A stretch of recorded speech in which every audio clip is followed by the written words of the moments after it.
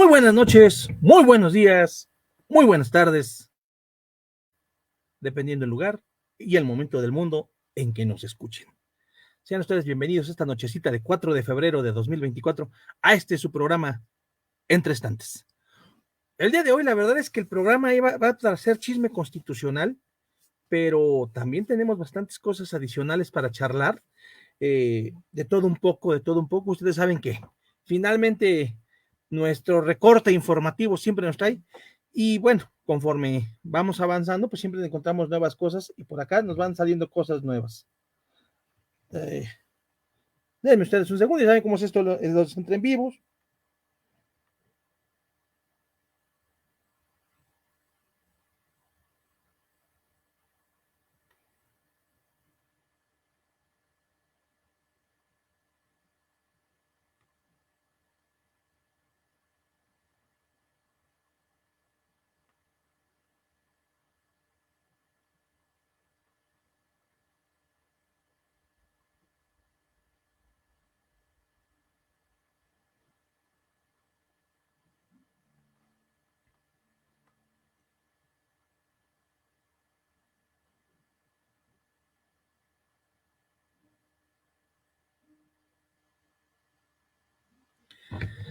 Ya estamos aquí nuevamente. Le digo, pues finalmente los entre en vivos es así, de repente nos van llegando cosas. Yo qué hice aquí, no sé qué hice.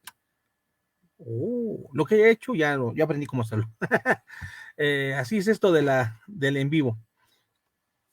Pues fíjense ustedes que tenemos bastantes temas como para platicar, para conversar, que incluso nos van a dar como para pensar en otros tipos de programas y de charlas conforme avancemos en esto de los estantes.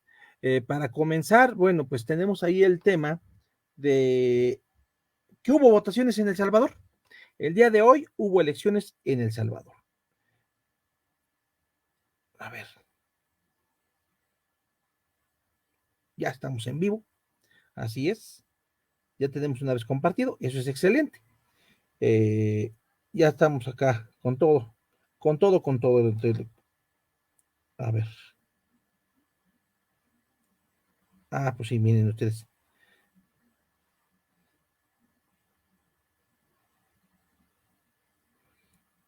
Uh-huh.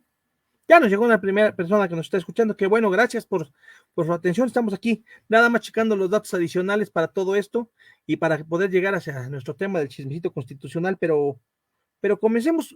Ahora sí que primero, lo primero. Les decía a ustedes que el día de hoy hubo elecciones en El Salvador, donde Nayib Bukele se presenta a la reelección. Y bueno, el tema, por eso les digo que nos da para mucho para hablar. En la Constitución de El Salvador no existe la figura de la reelección.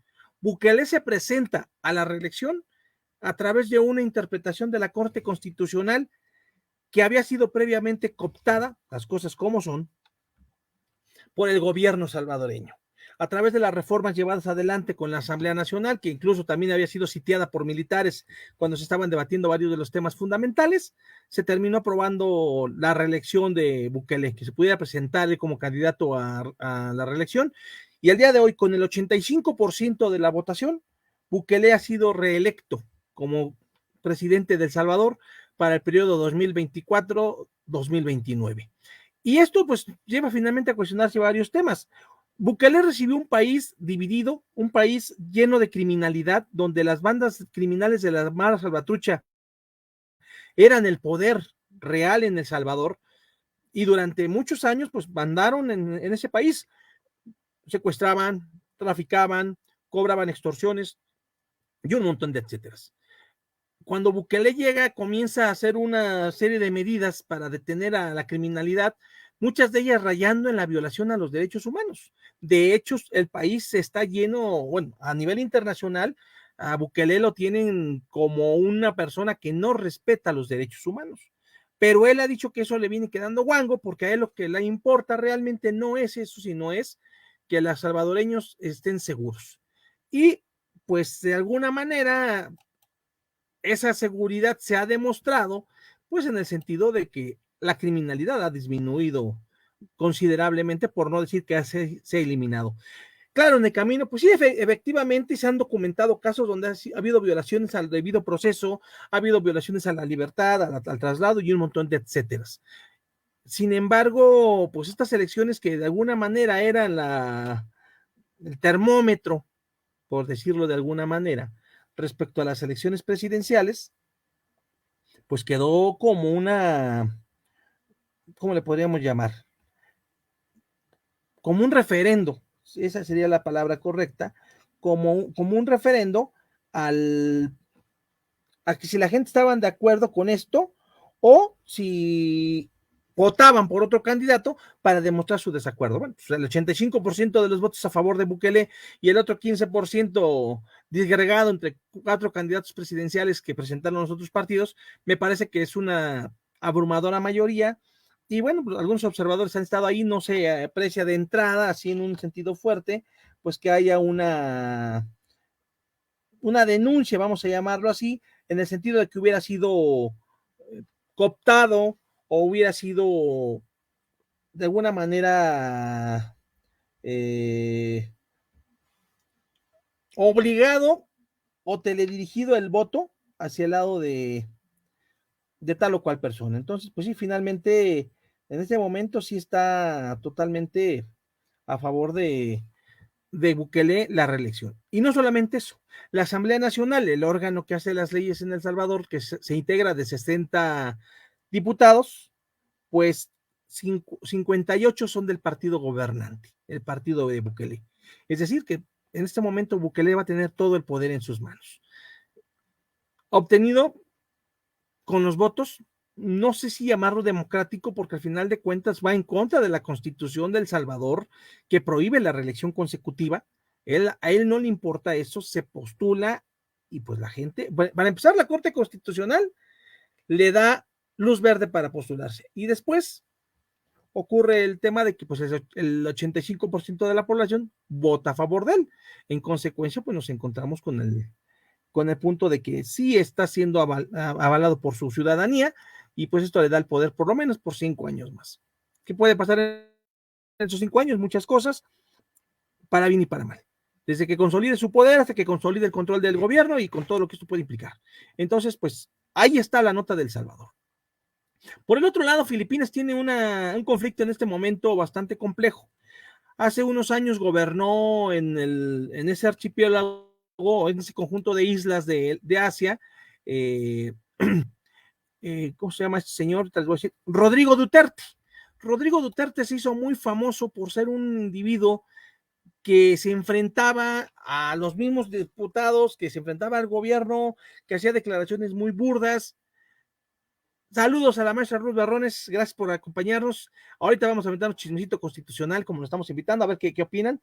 Y ahorita les voy a enseñar también algunos libritos que traemos para la bonita ocasión, para que vean, para que platiquemos sobre la Constitución, ahorita que terminemos el recorte informativo.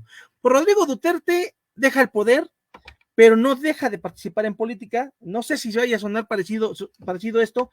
A pesar de que ya no gobierna, él se fue a su ranchito, que se encuentra en una isla, en este caso la isla de Mindanao.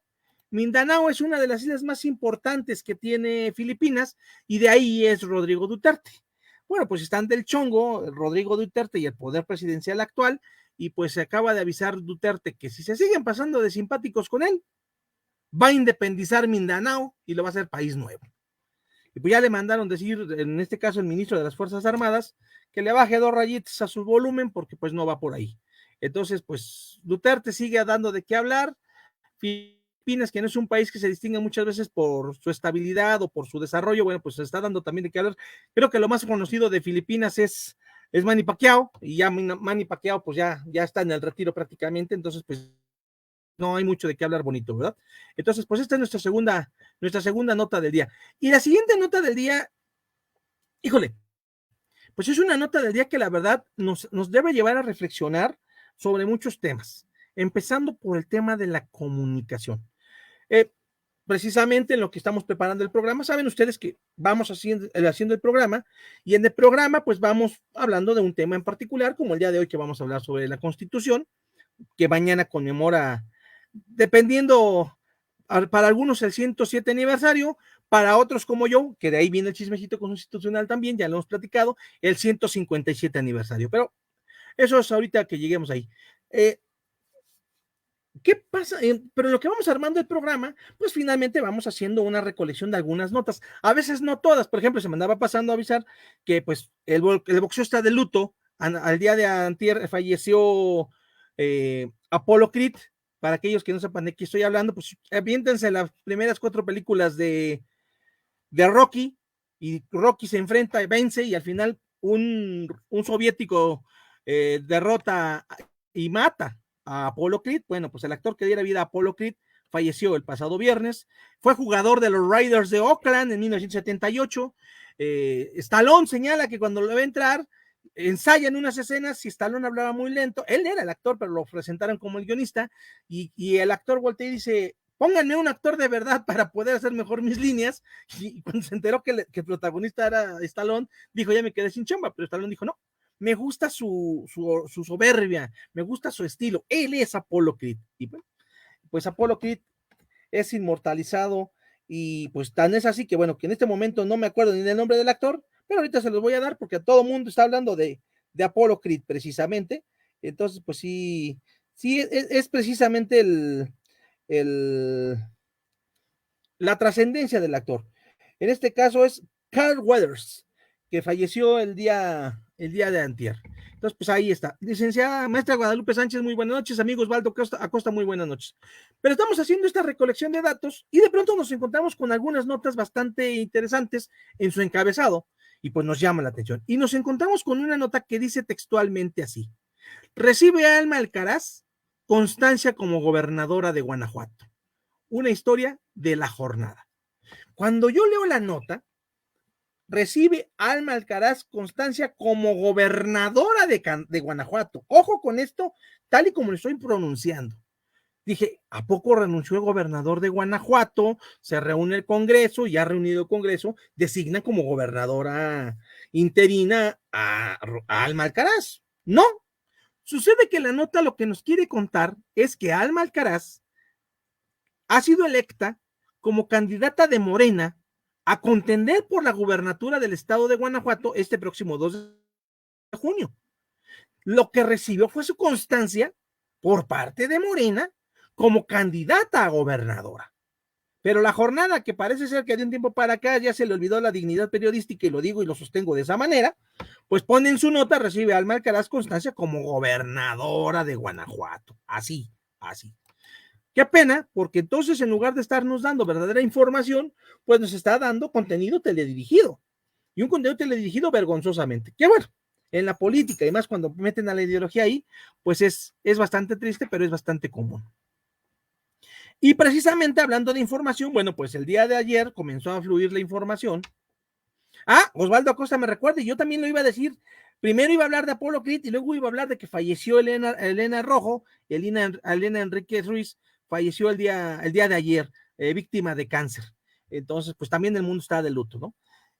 También, y lo estoy viendo acá, pues, esto es sepan ustedes que yo, la verdad, siempre he confesado, bueno, podrá notarse que yo solamente tengo un vicio declaradísimo, que de repente gusto de la convivencia, de la música con los amigos, de comer, de beber una copa o 2 copas, una cerveza, pero lo normal.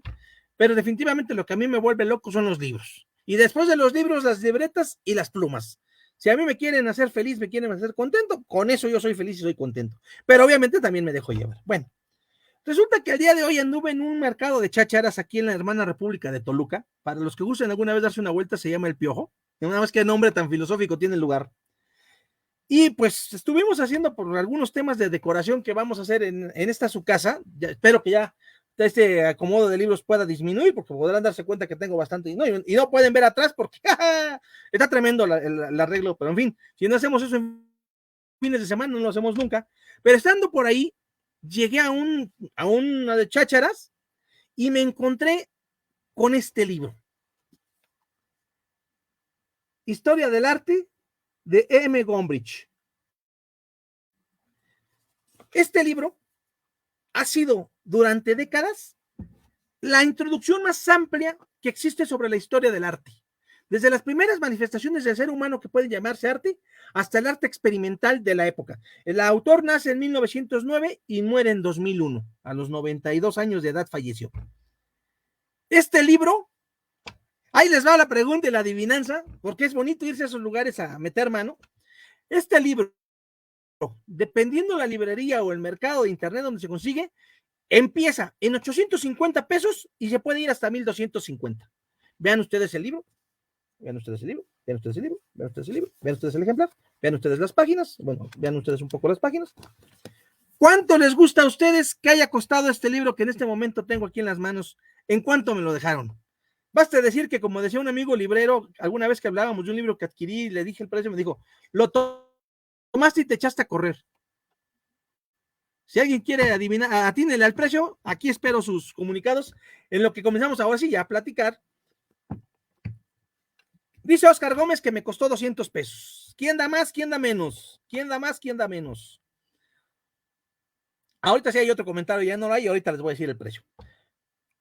Y hablando de libros, hoy vamos a hablar de un libro muy importante.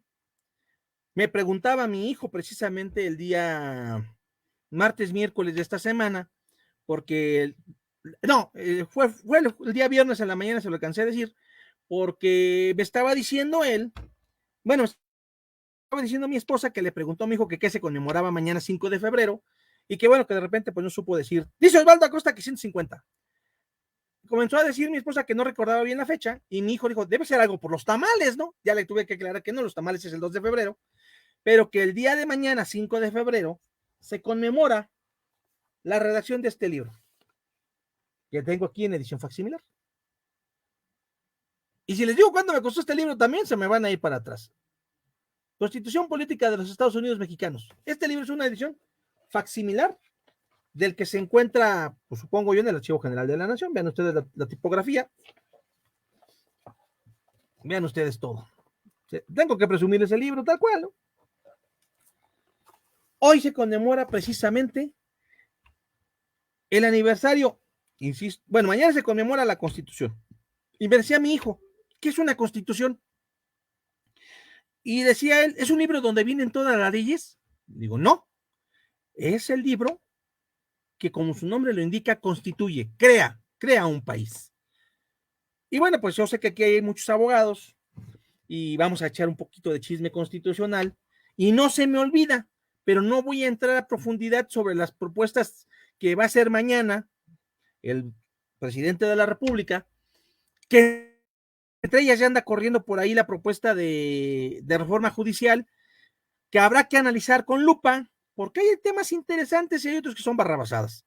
Me parece que el señor presidente nunca ha tomado en serio el Poder Judicial, y ahora que recuerdo, y ya lo habíamos dicho una vez, pero lo vamos a tener que decir otra vez, sería importante darle a leer este librito, La Supremacía Jurídica del Poder Judicial de la Federación de México, autoría de don Ignacio Burgoa Orihuela.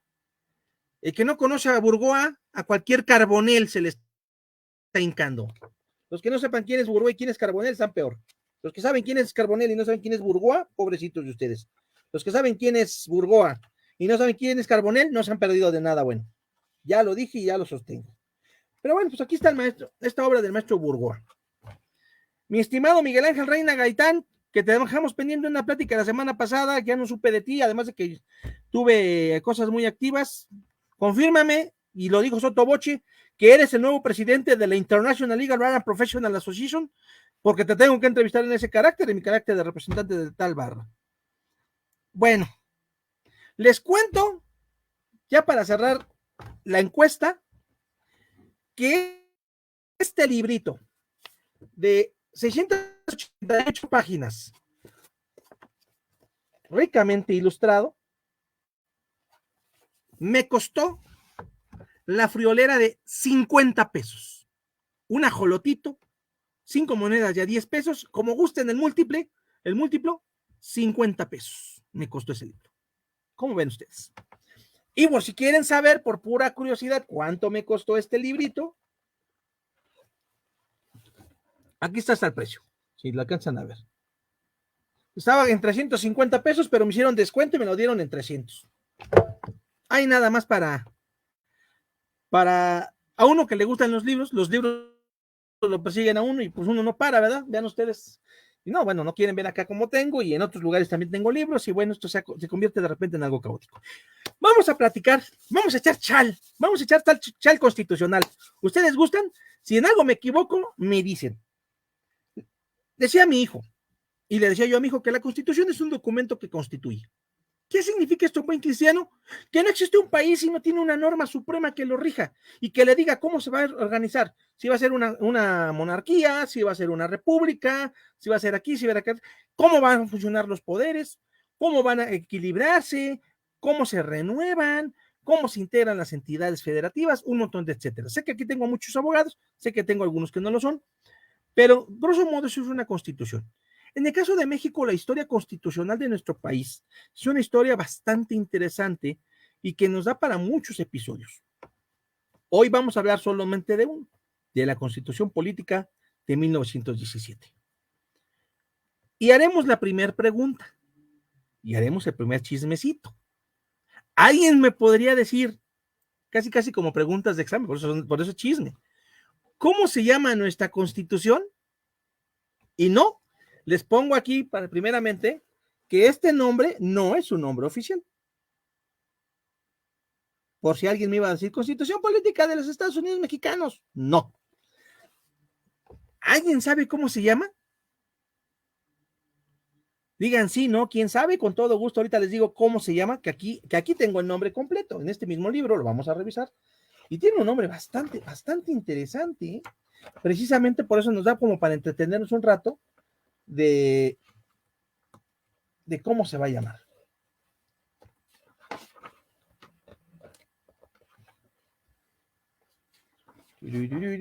Ah, caray, ¿qué quedaste? Bueno. Como no tengo aquí la respuesta todavía, les voy a dar la respuesta de esa pregunta. Nuestra Constitución se llama Constitución Política de los Estados Unidos Mexicanos, que reforma y adiciona a la de 5 de febrero de 1857. No es la reeditación, Oscar. Es la Constitución que reforma y adiciona a la de 1857. Si ustedes tienen la curiosidad de revisar la Constitución Política de los Estados Unidos Mexicanos de 1857, que se llama Constitución Federal de los Estados Unidos Mexicanos, sancionada y jurada por el Congreso General Constituyente el día 5 de febrero de 1857. No, ¿qué pasó? El acta constitutiva de la Federación Mexicana se promulgó el 31 de enero de 1824, es decir, hace escasos 5 días se conmemoró el bicentenario de que México se convierte en una república federada. Pero este chismecito nos va a dar para otros temas, porque también vamos a hablar de la Constitución de 1824, pero vamos a hablar de este librito, de la Constitución del 17. Si ustedes revisan la Constitución del 17 y la comparan con la de 1857, verán que mucho de lo que contiene es idéntico. De hecho, el artículo, y se los voy a leer, porque eso nos va a dar muchas pistas, nos dice el artículo, caray, acá está, es que muchos de estos, aquí son varios libros. El artículo 128 de la Constitución de 1857, que es el artículo 135 de la actual Constitución, dice, estamos hablando de la del 57 ahorita, esta Constitución no perderá su fuerza y vigor, aun cuando por alguna rebelión se interrumpa su observancia. En caso de que por un trastorno público se establezca un gobierno contrario a los principios que ella sanciona, tan luego como el pueblo recobre su libertad, se restablecerá su observancia, y con arreglo a ella y a las leyes que en su virtud se hubieran expedido, serán juzgados, así los que hubieran figurado en el gobierno emanado de la rebelión, como los que hubieran cooperado a esta. Eso nos dice la Constitución de 1857 en su artículo 128, que era pues el último artículo de esa Constitución. Acá nos dice el artículo 136, corrijo. Esta Constitución no perderá su fuerza y vigor, aun cuando por alguna rebelión se interrumpa su observancia. En caso de que por cualquier trastorno público se establezca un gobierno contrario a los principios que ella sanciona, tan luego como el pueblo recobre su libertad, se restablecerá su observancia, y con arreglo a ella y a las leyes que en su virtud se hubieran expedido, serán juzgados así los que hubieran figurado en el gobierno emanado de la rebelión, como los que hubieran cooperado a esta. Y ojo con lo que dice al principio. Esta constitución no perderá su fuerza y vigor, aun cuando por alguna rebelión se interrumpa su observancia. En 1913, recordarán ustedes que en febrero de 1913 se da el golpe de Estado que termina con el gobierno de Francisco I. Madero, y asume el poder, y aunque no guste lo que voy a decir, pues es la verdad, asume el poder de manera constitucional el general Victoriano Huerta. Ya platicamos del libro El Indio Victoriano, que se los vuelvo a recomendar, es un libro que hace que uno piense muchas cosas. Pero bueno, obviamente cuando Victoriano Huerta asume el poder, pues empieza a haber una serie de divisiones en torno a qué se va a hacer, y en Coahuila, el gobernador de Coahuila, que por cierto en la obra que les estoy comentando sale muy mal parado, se lanza la rebelión. Pero en primer lugar, mi queridísimo amigo, paren prensas, no me importa lo que acabo de decir, paren prensas. Mi querido hermano Ramón Lorea, qué placer, qué gusto tenerte en esta tu casa entre estantes. Qué gusto, sabes que aunque hace mucho que no te veo, eres mi hermano, te quiero muchísimo y soto boche lo digo, te quiero muchísimo mi hermano, te mando un muy fuerte abrazo en espera de pronto poder dártelo en persona. Ya se viene tu cumple el mes que entra, así que tendremos que ver cómo le hacemos para aunque sea irnos a tomar un café o ese oporto que está pendiente, no se me olvida que por ahí me cuchileaste con un oporto, bueno, pues ya lo platicaremos de muchos libros, de muchos libros, de muchas cosas, pero sobre todo de esa amistad que nos une, mi querido hermano Ramón Lorea. Pues les decía, Venustiano Carranza se lanza a la rebelión y hace llamar a su ejército constitucionalista. Dicen que eran tan rateros que en lugar de constitucionalista les llamaban con sus uñas listas, pero ese es otro rollo. Y en el plan con el cual se lanzan a la rebelión, el plan de Guadalupe, porque se firma a la hacienda de Guadalupe en Coahuila, habla de que van a restablecer en su vigor la constitución que ha sido violentada por el golpe de Estado de Victoriano Huerta, y que en consecuencia se llevarán a cabo elecciones libres al amparo de esta constitución. Se arman los trancazos, le ganan a Huerta, pero en lo que le van ganando a Victoriano Huerta y que sale Huerta del país pitando, surgen dos bloques muy fuertes. Por un lado, Villa, Zapata, Salvador Alvarado, Felipe Carrillo Puerto, no el que están colgando ahorita del gobierno, sino el verdadero Felipe Carrillo Puerto, y un montón de individuos que hablan de un gobierno popular y campesino. Ojo con esto. Del otro lado, surge Carranza, Obregón, Pablo González, Plutarco Elías Calles, Adolfo de la Huerta, que postulan un gobierno de carácter pequeño burgués. Así que hablando con toda propiedad dialéctica y marxista. Estas dos visiones obviamente van a chocar. Mientras tienen un enemigo común que es Victoriano Huerta, pues ahí se medio controlan. De hecho, después de que gana, de que corren a Huerta, pues empiezan a verse feos los otros, ¿no? Como tú que te traes, pues tú que es muy sabroso, tú que condenado barbón, tú que indio morelense, y con perdón de lo de morelense, no se me vaya a enojar por aquí el maestro López Vargas si nos está escuchando, o nuestra querida amiga que está por ahí también, ¿no? Pero entonces, dice Carranza, vamos a hacer una convención y la vamos a hacer en la Ciudad de México. Y todos los demás dicen, tenga su convención, gente. Como que en Ciudad de México estarás tú. Pues, no, hombre, la vamos a hacerla en otro lado. Y deciden hacer una convención revolucionaria, así le llamaron, en Aguascalientes. Allá va Obregón en representación de Carranza, allá va Villa, allá manda Zapata a su gente, llegan a la convención, empiezan a discutir los temas y llegan a un punto en común. Villa se baja de la División del Norte y Carranza deja el Poder Ejecutivo. Obregón está dando cuenta de lo que se viene, decide pelárselo, apepenan, casi lo fusilan, entre ellos casi lo fusila Rafael Buelna, el general Granito de Oro, que también el 31 de enero, pero de 1924, también hace un siglo, es asesinado. Y también el 31 de enero, pues tenemos que decirlo, un senador, Francisco Fil Jurado, es asesinado porque se opone a los tratados de Bucareli, de los que también ya platicamos un ratito. Bueno, la historia no es un conjunto de datos, son experiencias que nos enseñan por qué estamos donde estamos. Para allá vamos, para allá vamos. Pues te agarran del chongo, decide que Carranza dice, se sacan a jondear gatos por la cola, yo no renuncio a mi jefatura del ejército y me largo a Veracruz. Los convencionistas dicen, pues hacia Ciudad de México a romperse la que la tengamos que romper, y ahí vienen todos. En Xochimilco se reúnen las tropas de la División del Norte y el Ejército Libertador del Sur. Ahí hay una estatua bien bonita en Xochimilco donde se ven abrazados Villa y Zapata. Zapata le invita un trago a Villa, Villa casi se muere de la bebida porque lo más fuerte que tomaba mi general Villa eran malteadas de fresa. Ya tenemos la foto tan célebre que ustedes conocen, ahí está Villa sentado en la silla presidencial, Zapata viendo la silla como esa fregadera es la culpable de todo. De hecho, él dijo, quémenla, no la quemaron, y ahí están las consecuencias. Pero al final esa alianza termina en nada.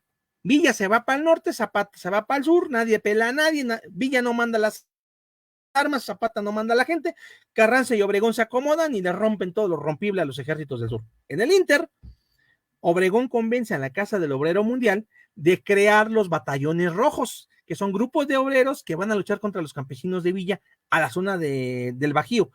De hecho, la batalla de Celaya, donde Obregón pierde el brazo y se convierte en el manco de Celaya, no se dio en Celaya, se dio a unos cuantos kilómetros de Celaya.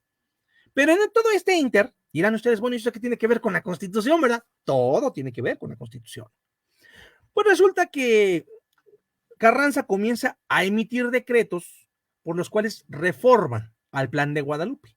Y en el Plan de Guadalupe, primero lo que sea el Plan de Guadalupe es, primero corremos a Huerta, lo mandamos a la goma y después nos ponemos ya a discutir qué reformas son necesarias.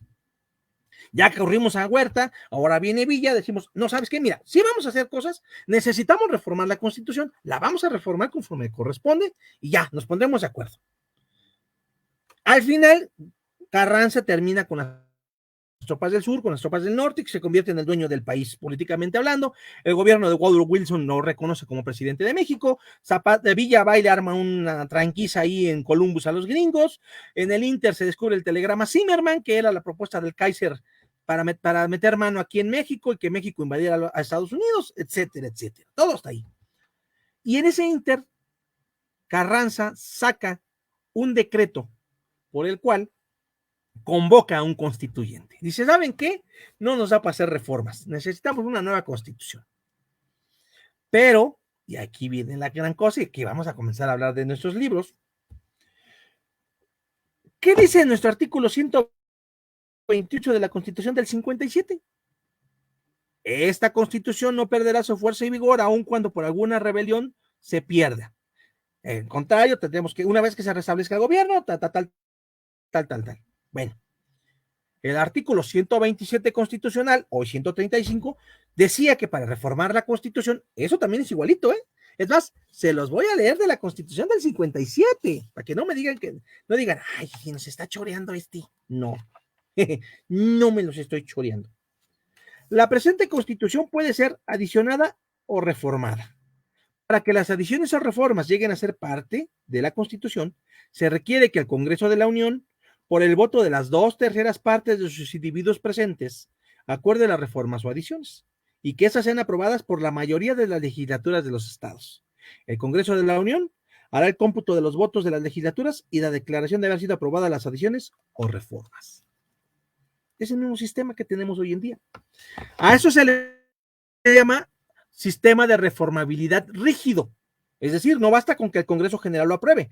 Necesitamos que las legislaturas estatales lo aprueben también. Bueno, pues resulta que Carranza le vino valiendo gorro ese artículo. Es más, Carranza sabía que si llamaban a elecciones en todas las entidades federativas para crear congresos y estos a su vez mandaran diputados al Congreso Federal, las reformas que él proponía no iban a pasar bajo ninguna circunstancia. ¿Por qué? Porque las reformas que presenta, y ahí están los archivos también, las reformas que pretendía presentar Carranza eran unas reformas totalmente, con el perdón del francés antiguo, piteras. O sea, no servían para maldita la cosa más que para seguir conservando las cosas como estaban. Lo cual significaba que entonces, ¿para qué fregado se va a ir a matar tanta gente a los campos si iban a quedarse casi? O así que el sistema porfirista sin don Porfirio. Pero un grupo de diputados, los llamados radicales, encabezados por Francisco J. Mújica, por Heriberto Jara, por Pastor Roix, por Félix María Pallavicini. Saludos, por cierto, a mi queridísima amiga Susana, no con su segundo apellido, Pallavicini, sí es parienta del Pallavicini, ya no me lo comentó. Cosas que uno se va enterando de repente en los chismes. La Constitución es re buena para el chisme. Empujaron una serie de reformas que iban en contra de lo de Venustiano. ¿Y cuáles fueron esas reformas?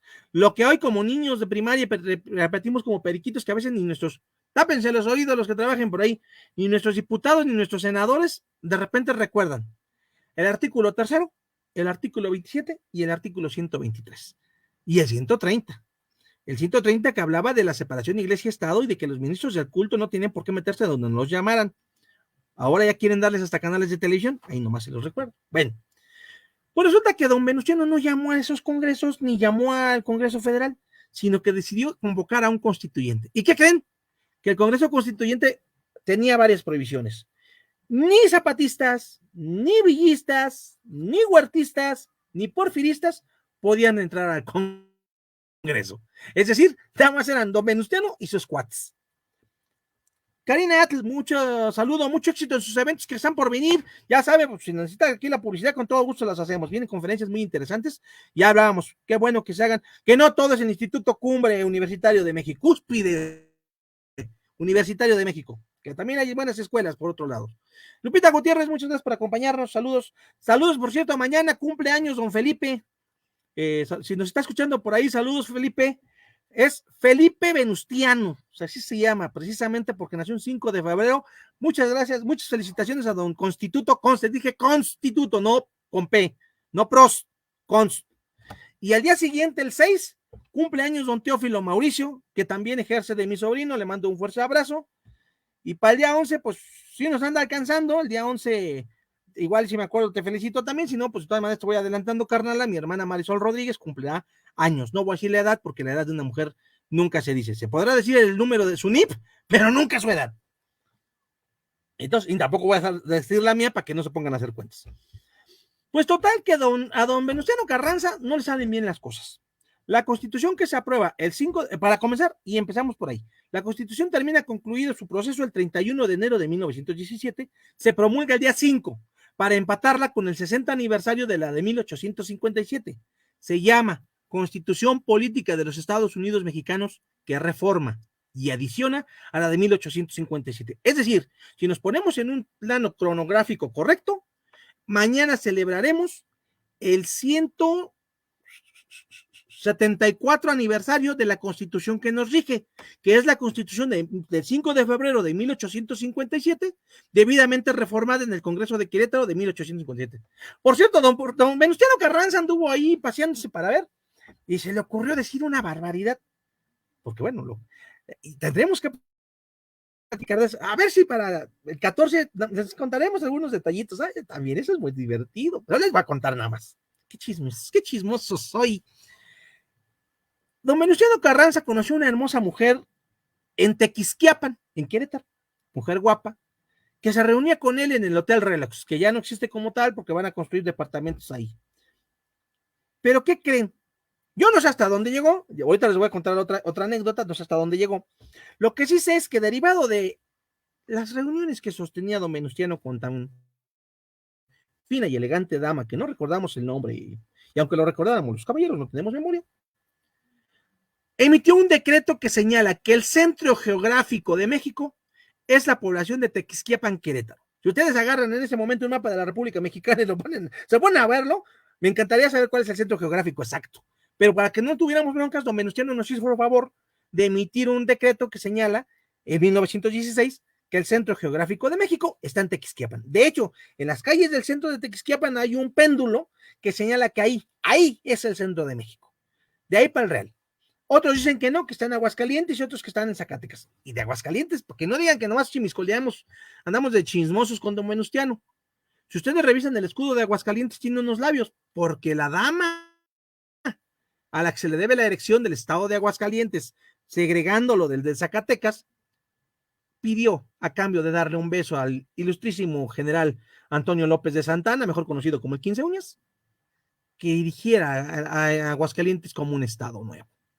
Y como don Antonio López de Santana juró que le daría lo que ella pidiera a cambio de un beso, tejones, porque liebres no hay. Crearon el estado de Aguascalientes gracias a un beso. Por un beso. Pero bueno, esa es otra historia que hablaremos para el 14 de febrero.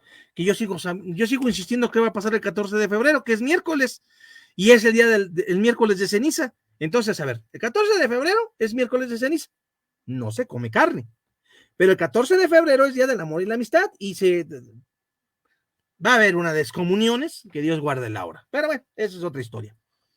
Para los que me entendieron, morbosos. Para los que no me entendieron, ahí lees el comentario de la maestra Ruth. Sigamos con esta historia constitucional. Pues total que don Venustiano Carranza se aventó a promulgar la Constitución del 5 de febrero. ¿Alguien sabe cuándo entró en vigor la Constitución del 5 de febrero de 1917? Pregunta de examen para todos los abogados que están aquí, los regreso a la facultad a todos.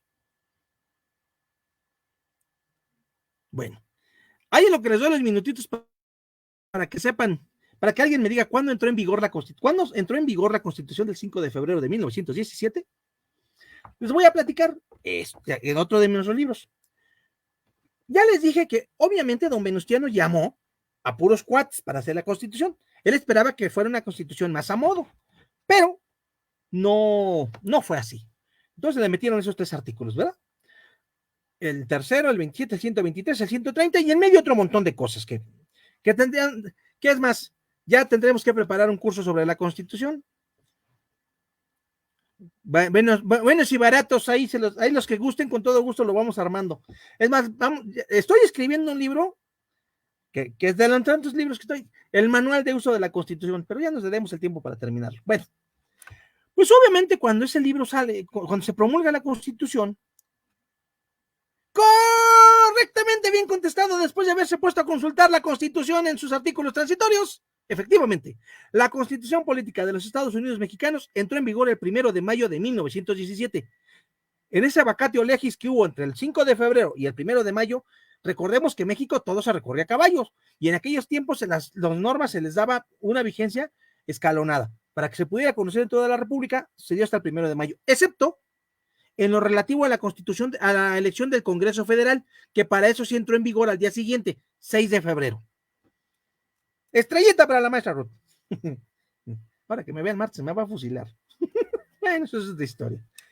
Conste que es WhatsApp y es mi programa, ¿eh? Ay, mejor me consigue una charanda. Bueno, resulta que obviamente hay gente, no, es que ya le ganaron. La promulgación de esta Constitución pues generó mucho resquemor por la forma en que había sido generada, por la exclusión que se hizo de personas, aunque bien es cierto que temas como la propiedad de la tierra se lograron. Entonces no escuchó lo de la charanda. ¡Qué cosas! Bueno, ni modo. Sí escuchó lo demás, pero no escuchó lo de la charanda. ¡Chale! Así son las comunicaciones. Ok. Pues resulta que entre los que están exiliados por la vorágine revolucionaria, hay una persona que se llama Jorge Vera Estañol. Don Jorge Vera Estañol es uno de los abogados más importantes de finales del siglo XIX y hasta mediados del siglo XX.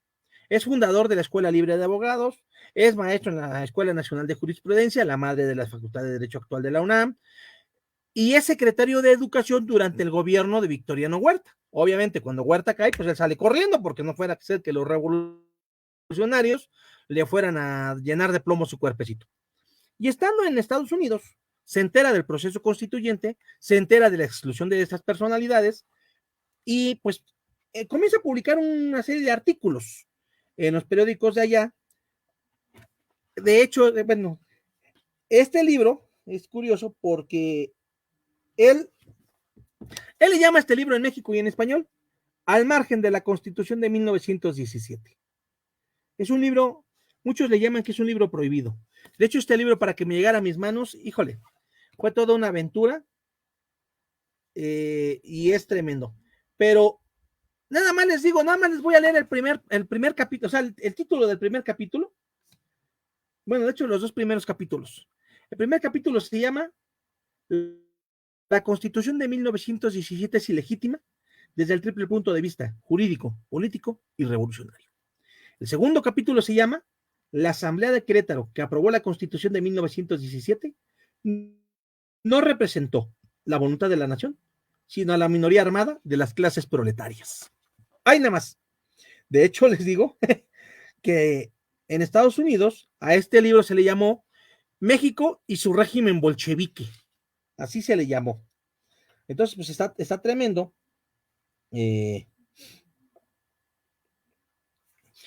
Los primeros 3 párrafos se los voy a leer del capítulo primero. El Congreso Federal, integrado por sus 2 cámaras y las legislaturas de los estados, eran, en los términos de la Constitución de 1857, el único poder legítimo, ortodoxo y genuino, capacitado para revisar y reformar dicho código. Después de 2 largos años de preconstitucionalismo, Carranza convocó, no obstante, a una asamblea especial que se reunió en Querétaro y cuya única misión fue aprobar el código fundamental que hoy rige en México. Curándose en salud, Carranza anticipó en su primer decreto de 19 de septiembre de 1916 que la nación, o para emplear su dialéctica, la reacción, no dejaría de señalar esta bastardía de origen, y se apresuró a arguir que la revolución de Ayutla, encendida para derrocar la tiranía de Santa Anna, también había convocado a un Congreso Constituyente y sancionado una Carta Fundamental sin atenerse a las disposiciones de 1824. Vaya ignorancia o malicia en la cita del presidente. Según reza el plan de Ayutla, reformada en Acapulco, aquellos de sus buenos hijos se lanzaban en esta vez los primeros a vindicar sus derechos, tan escandalosamente conculcados. No abrigaban ni la más remota idea de imponer condiciones a la soberana voluntad del país, restableciendo por la fuerza de las armas el sistema federal o restituyendo las cosas al mismo estado en que se encontraba cuando el plan de Jalisco. Pues todo lo relativo a la forma en que definitivamente hubiera de constituirse la nación deberá sujetarse al Congreso que se convocará con ese fin, haciéndolo así notorio muy explícitamente desde ahora. Es decir, según Vera Estañol, nuestra constitución es una constitución ilegítima por no haber sido promulgada en los términos de esta. De hecho, muchos planes de estudio modernos, porque a menos que yo me equivoque, le pregunto a la maestra Berrones, que por ahí más o menos somos, él ya es más joven, por supuesto, estamos medio contemporáneos. Yo no recuerdo que en la época de que yo estudié la licenciatura, ni cuando empecé obviamente ya a ejercer, que va a ser 25 años de eso, que me hayan hablado de la teoría de la ilegitimidad de la Constitución o lo que ahora llaman muchos estudiosos en la Constitución, el tema del derecho a la rebelión y la imposición de una nueva Constitución.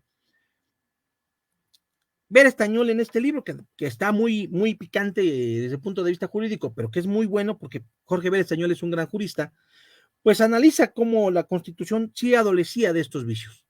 Cabría señalar sin duda que si bien es cierto, no le faltaba razón, también es cierto que efectivamente esa derecha, esa reacción, no iba a quedarse de brazos cruzados para permitir que artículos como el tercero, el 27 y el 123 entraran en vigor.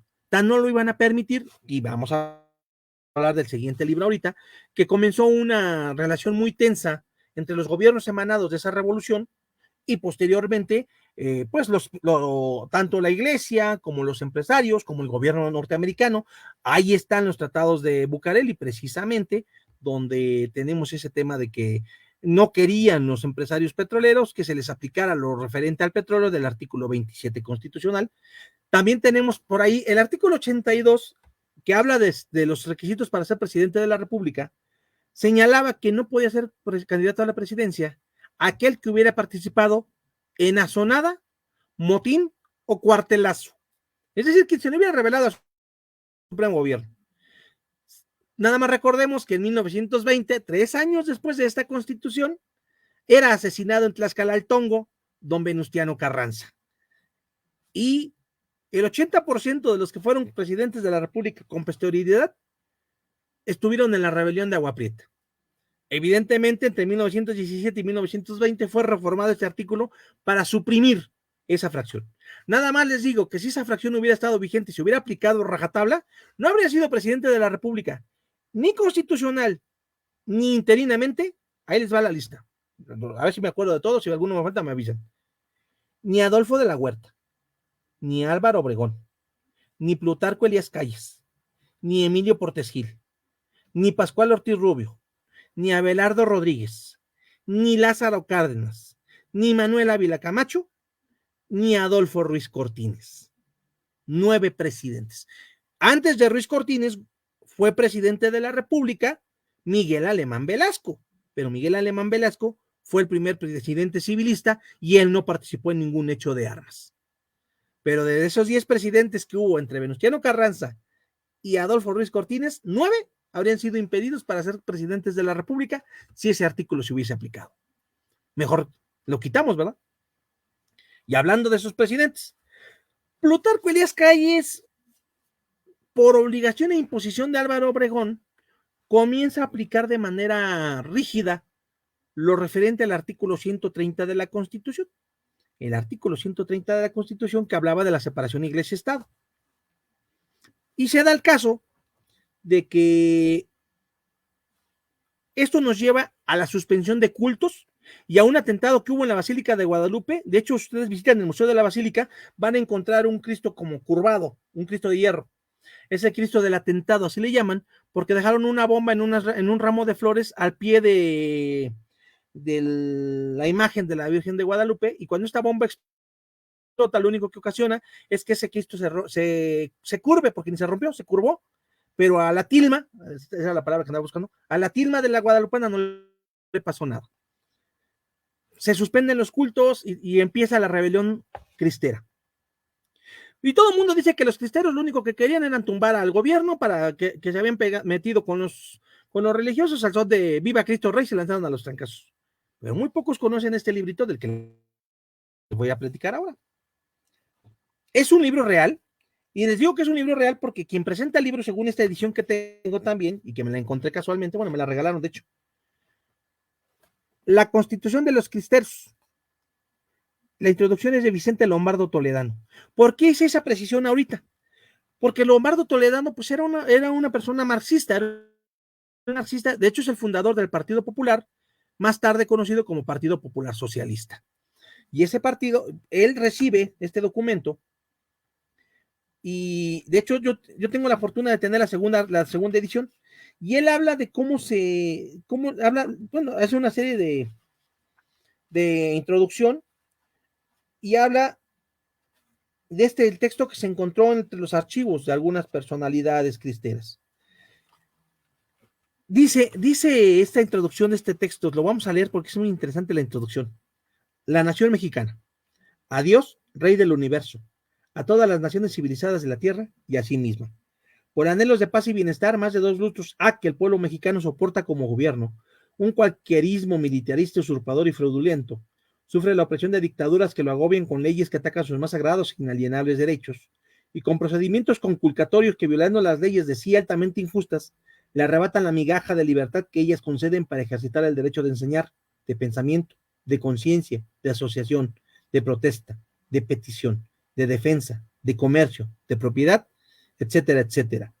Lícitos, causándole deshonras y descrédito mundiales, cegándole vidas de ciudadanos útiles y honrados, de niños inocentes y de indefensas mujeres, oprimiéndolo con impuestos y gabelas exorbitantes cuyo enorme producto enriquece y lo consume. Y lo consume una casta de políticos carentes de toda moralidad y odiosa por su punible actuación.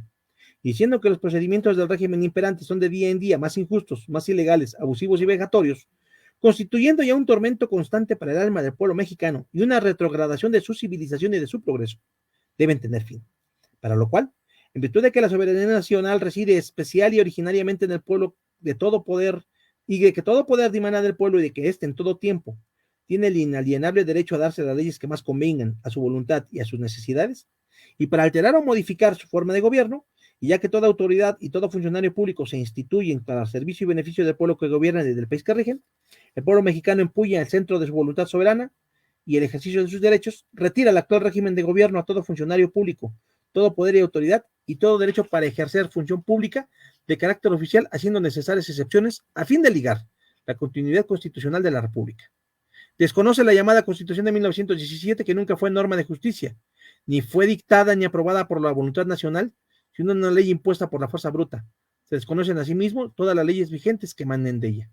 Modifica el sistema general de gobierno, prescribiendo simplicidad y variación de procedimientos para la efectividad del sufragio y para que los ciudadanos en todo tiempo puedan ejercitar sus derechos, y acabe toda acción absolutista, dictatorial e imposicionista, concediéndole toda libertad lícita y haciendo más cierta y efectiva en lo posible la justicia indispensable a la paz y prosperidad de la nación, a cuyo efecto expide la presente Constitución, dándole fuerza de ley desde el día de su publicación, pero sujeta desde luego para su garantía, en su observancia y cumplimiento, a sus propias prescripciones. Y bueno, pues es una cantidad de artículos, nada más les digo que son 242 artículos. Se promulgó el 1 de enero de 1928, firmada en las montañas michoacanas con 2.500 firmas, en las montañas de Jalisco con 3.300 firmas, y bueno, que también hay firmas de Guerrero, Puebla, Aguascalientes, México, Veracruz, Zacatecas, Morelos, Oaxaca, Guanajuato y otros lugares. Y bueno, aquí vienen una serie de artículos que les puedo decir nada más, entre otros, cómo deben vestir las mujeres, las divisiones de los gobiernos, eh, los alcaldes, la cuestión de la salubridad,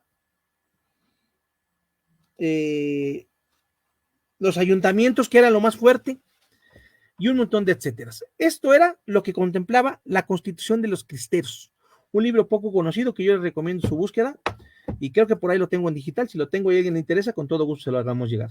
Y finalmente, ya en los últimos 4 minutos que nos quedan, vamos a platicar de este libro. A lo mejor la maestra Guadalupe Sánchez lo conoce. Nuestra Constitución de cada día. Este libro fue escrito en su momento como una serie de artículos publicados en la prensa nacional por el maestro y senador en aquel tiempo, Enrique Burgos García. Y que, por cierto, en enero del 2014, hace 10 años ya, 10 años ya, me hizo el favor, el honor de obsequiármelo, y no me resisto a leer la dedicatoria.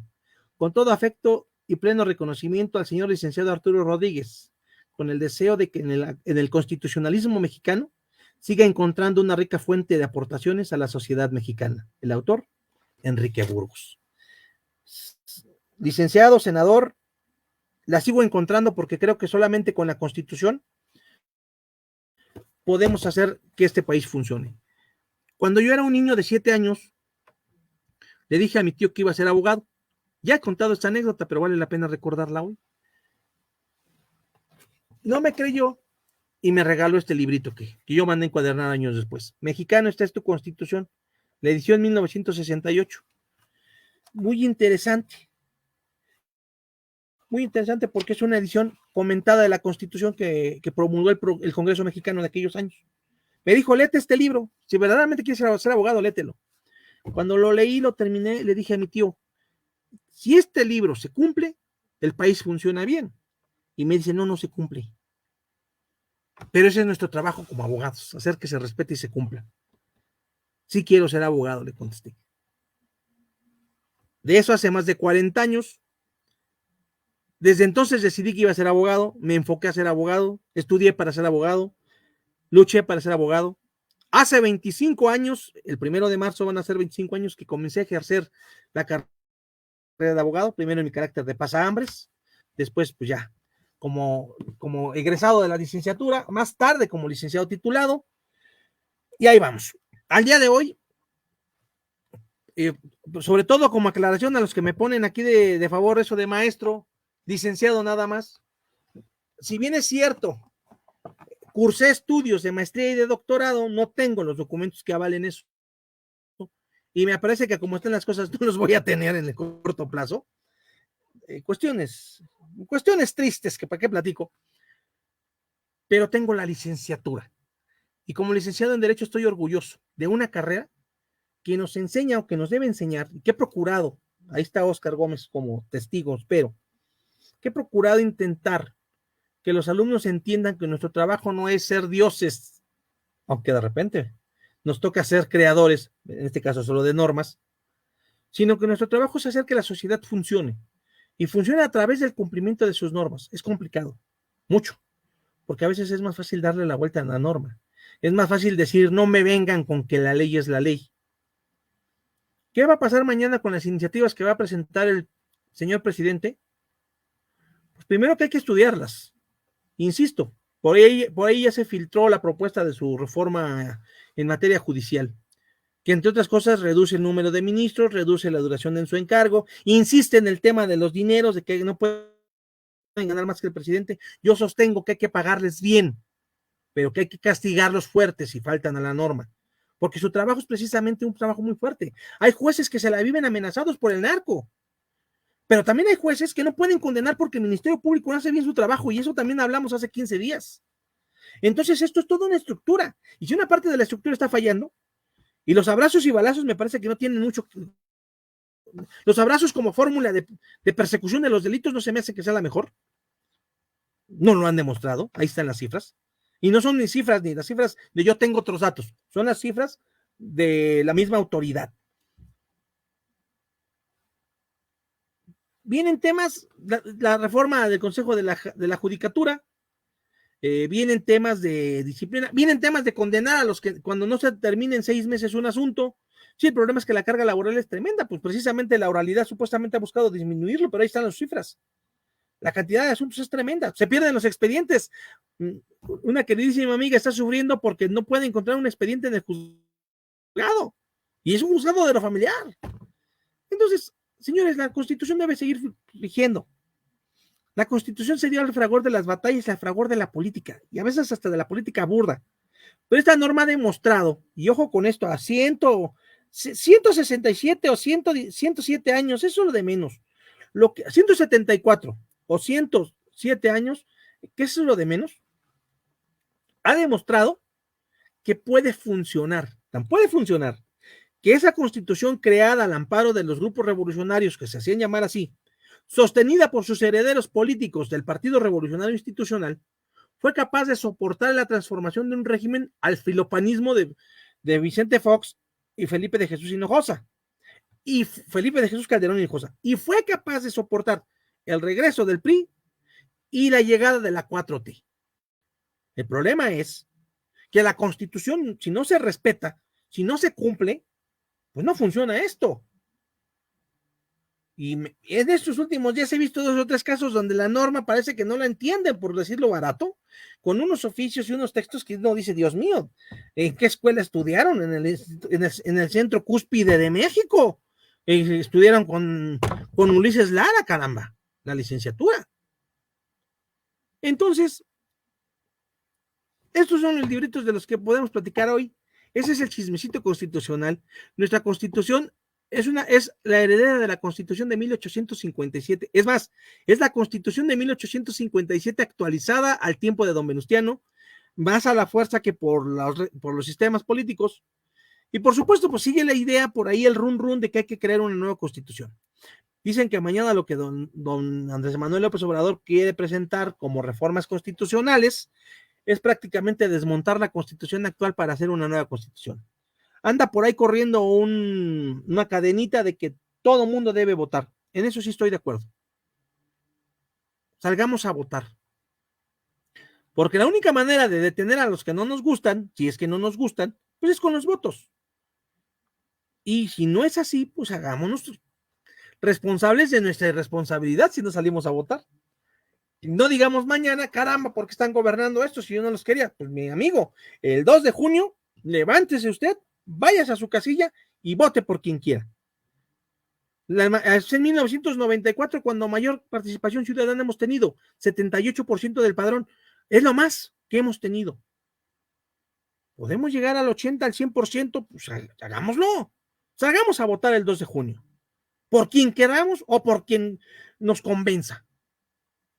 No nos quedemos sentados en casa porque después nos vamos a lamentar. Y claro, esto va a traernos cambios. Ganen unos o ganen otros, va a haber cambios. ¿Cuáles queremos? Yo quiero uno nada más. Que a este librito, y lo voy a leer.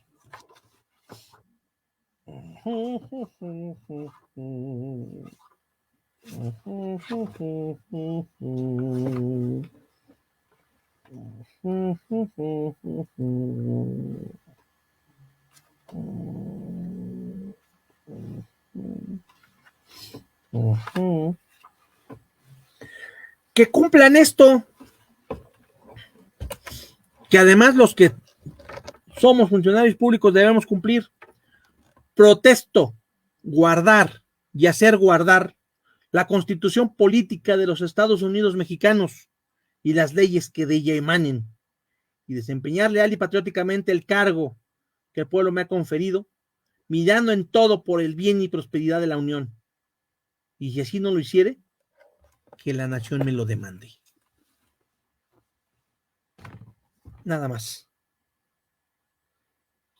Que saluditos para la familia Segura, pues saluditos para la familia Segura. No estoy seguro de conocerlos, pero saluditos para la familia Segura. ¿Cómo no? Gracias por escucharlos. Entonces, eso es todo. Guardar y hacer guardar la constitución política de los Estados Unidos mexicanos y las leyes que de ella emanen. No más, pero no menos. Feliz cumpleaños a mi constitución política de los Estados Unidos mexicanos, que reforma y adiciona a la de 1857. Gracias a ustedes por acompañarnos esta nochecita de 4 de febrero de 2024. Disfruten. Disfrute usted de Michoacán, maestra, si nos sigue escuchando, échese unos tacos de carnitas, por favor. La Constitución de los Cristeros, mi queridísimo Oscar Gómez. Dice Osvaldo Costa y dice bien, algunos la han guardado, sí, pero en un cajón para no cumplirla. Bueno, pues hagamos lo que la cumpla, ¿no? Si no la quieren cumplir, hagamos que la cumplan. Que para algo, nosotros tenemos un título que dice abogado, que nos costó 5 años a casi todos, ¿eh? No nos costó ser de la generación 2024-2024 como a Ulises Lara. Muchas gracias por su compañía. Muy buenas noches, muy buenos días, muy buenas tardes. Hasta pronto.